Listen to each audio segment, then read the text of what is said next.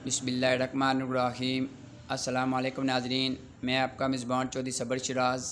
इस टाइम ये वीडियो दसी रहे हैं सदकाबाद ससुराल चकसवाड़ी आज़ाद कश्मीर ज़िला मीपड़। नाज़रीन, गुज़श्ता तकरीबन 12 दिन पहले मरबान शाह जिन्हें तल्लक सदकाबाद नाल है, उन्होंने बकरियाँ इत्थै टैंकी विच कुछ सटियाँ।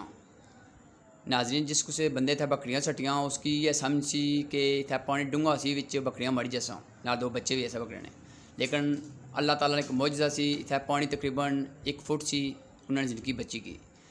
11वें दिन बाद पता लगा इन्हें कि बकरियाँ इत्थै विच आं। इस तू बड़ी गल सुना जे तक सकने अपनी छाबड़ा बंद सी ते उसने उपर ब्लाक रखे सा।